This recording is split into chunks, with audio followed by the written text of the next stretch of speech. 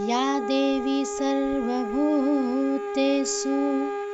मातृरूपेण संस्थिता नमस्तस्यै नमस्तस्यै नमस्तस्यै नमो नमः। जय माता रानी। दोस्तों, नवरात्रि के प्रतिदिन हम माँ भगवती दुर्गा के अलग अलग स्वरूपों की पूजा आराधना कर रहे हैं, लेकिन एक संशय सबके मन में है कि अष्टमी कब है और महानवमी कब है। अगर हम कन्या पूजन अष्टमी के दिन करते हैं तो किस प्रकार से करना चाहिए। अगर हमारे यहाँ कन्या पूजन नवमी के दिन होता है, हवन नवमी के दिन होता है, तो हमें किस प्रकार से करना चाहिए। कलश का विसर्जन कब करें, कन्या पूजन कब करें और नवरात्रि की पूर्णाहुति का हवन किस दिन करना है। तो आज की इस वीडियो में आपको पूरी जानकारी मिलने वाली है, तो इस वीडियो को अंत तक जरूर देख लीजिएगा। अगर आप मेरी वीडियो पर पहली बार हैं तो वीडियो को लाइक करके चैनल को सब्सक्राइब जरूर कीजिएगा। साथ ही कमेंट बॉक्स में जय माता दी अवश्य लिखिए। तो सबसे पहले जानते हैं कि अष्टमी तिथि कब प्रारंभ हो रही है और कब समाप्त हो रही है। तो देखिए, अष्टमी तिथि का प्रारंभ हो रहा है 10 अक्टूबर को दोपहर 12:32 पर और अष्टमी तिथि का समापन होगा 11 अक्टूबर को दोपहर में 12:07 पर और फिर 11 अक्टूबर को दोपहर 12:07 से नवमी तिथि प्रारंभ हो जाएगी। ऐसे में जो लोग अष्टमी करते हैं, मतलब जिनके यहाँ कन्या पूजन अष्टमी के दिन होता है, या कई भक्त हैं जो कि मासिक दुर्गा अष्टमी का व्रत करते हैं, तो उन्हें कब करना है। देखिए, जब भी हम अष्टमी की बात करते हैं तो सूर्योदय कालीन अष्टमी ही मानी जाती है। कभी भी, चाहे आपको 1 घंटे के लिए भी हो, सूर्योदय काल में अष्टमी प्राप्त हो रही हो, तो उसी दिन हमें व्रत करना होता है। अगर आप मासिक दुर्गा अष्टमी का व्रत करते हैं तो ठीक है, सप्तमी युक्त अष्टमी का व्रत नहीं करना चाहिए। अष्टमी के साथ जो नवमी होती है उसी का व्रत हम अष्टमी के लिए करते हैं।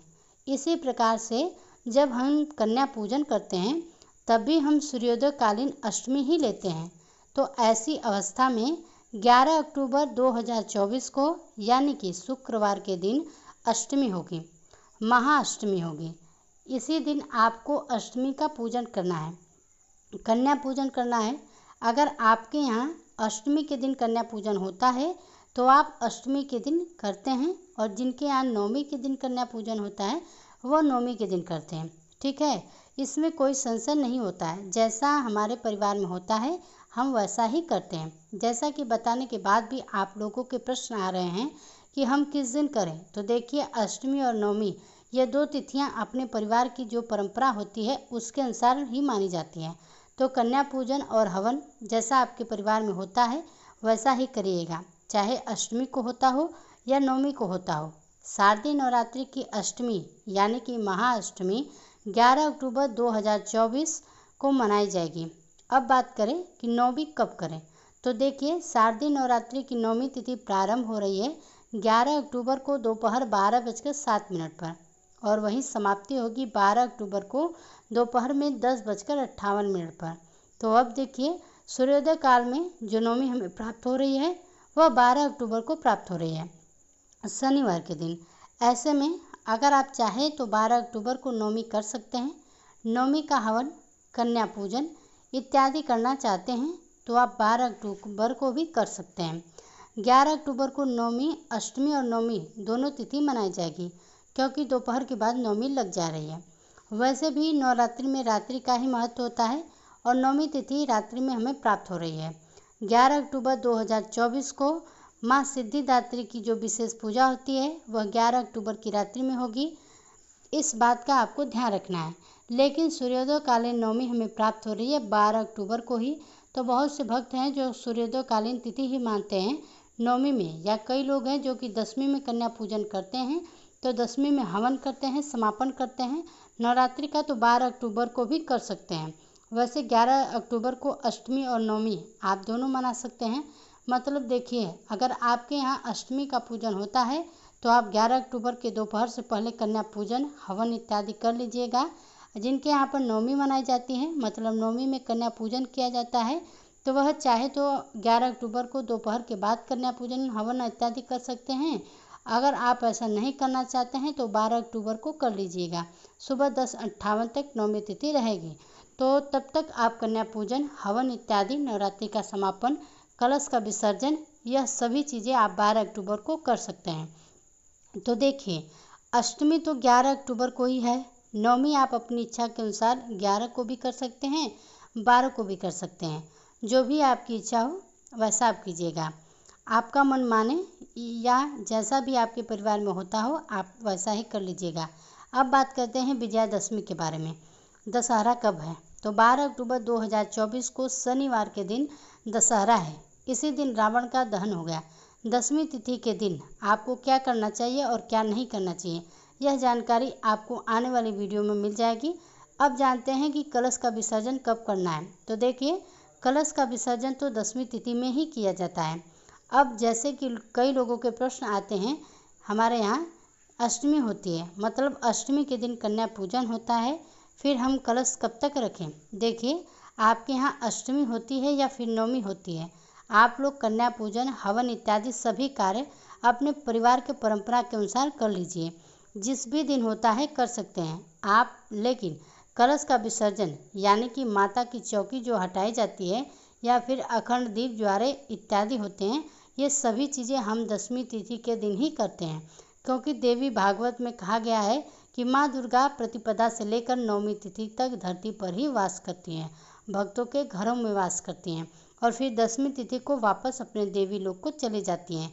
तो ऐसे में चौकी आप वहीं रखेंगे, पूजा उसी प्रकार से करेंगे जैसे कि अब तक आप करते आ रहे थे। माँ सिद्धिदात्री की पूजा करने के बाद ही हम लोग चौकी हटाते हैं, क्योंकि जब तक सिद्धिदात्री की पूजा नहीं होती तब तक आपकी पूजा का संपूर्ण फल नहीं मिलता, आपकी पूजा को सिद्धिदात्री नहीं मिलती है। इसलिए यह बहुत ज़रूरी होता है कि नवरात्रि के नवमी तिथि पर माँ दुर्गा के 9 में से स्वरूप माँ सिद्धिदात्री की पूजा भी उसी प्रकार से हम विधि विधान से करें, तभी हमारी पूजा का संपूर्ण फल हमें प्राप्त होता है और तभी हमारी मनोकामनाएं पूर्ण होती है। माँ के 9 रूपों की पूजा नवमी तिथि पर ही समाप्त होती है, इसलिए माँ सिद्धिदात्री की पूजा आपको जरूर करना है। इसके लिए चौकी वहीं रखिएगा, आप कन्या पूजन कर लीजिए, हवन कर लीजिए, जो भी आपके यहाँ नियम हो वह सब कर लीजिएगा, लेकिन चौकी नहीं हटाना है।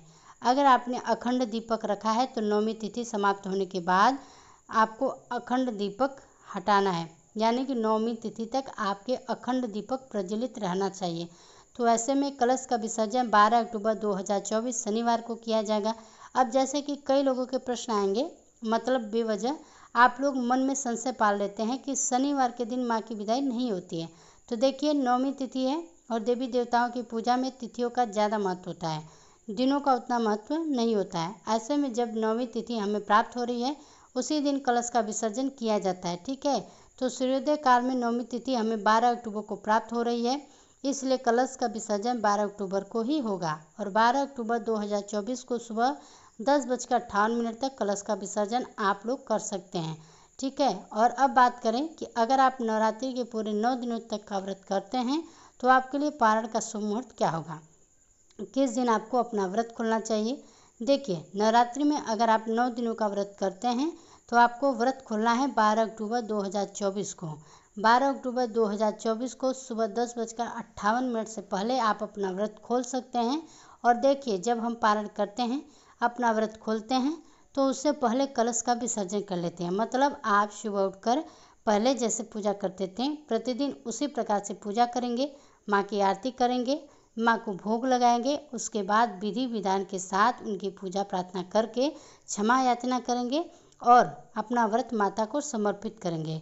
पूजा माता को समर्पित करने के बाद जो भी हम मंत्र जाप करते हैं सब माता को अर्पित करने के बाद अगर आप हवन करना चाहते हैं तो छोटा सा हवन कर सकते हैं। मान लीजिए आपके यहाँ हवन हो चुका है, एक दिन पहले कन्या पूजन हो चुका है, तो आप सिर्फ आरती करके क्षमा प्रार्थना करके आप कलश को हल्का सा हिलाकर, मतलब कलश का विसर्जन करने के बाद आप अपना व्रत खोल सकते हैं। बाद में सामान वगैरह हटा सकते हैं, चौकी पर से ज़रूरी जो चीज़ें हैं वह तुरंत आप सामान हटा दें।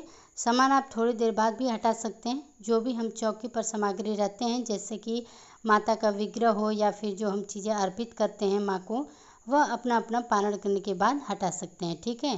कलश विसर्जन कैसे करना है, संपूर्ण विधि क्या होगी, सभी सामग्रियों का आपको क्या करना है, इसके बारे में आपको हमारे चैनल पर वीडियो पहले से मौजूद है, आप उसको जाकर देख सकते हैं। तो दोस्तों, आशा करते हैं कि आज की यह जानकारी आपको पसंद आई होगी। अगर पसंद आई हो तो वीडियो को एक लाइक ज़रूर कीजिएगा, साथ ही कमेंट बॉक्स में जय माता दी अवश्य लिखिएगा।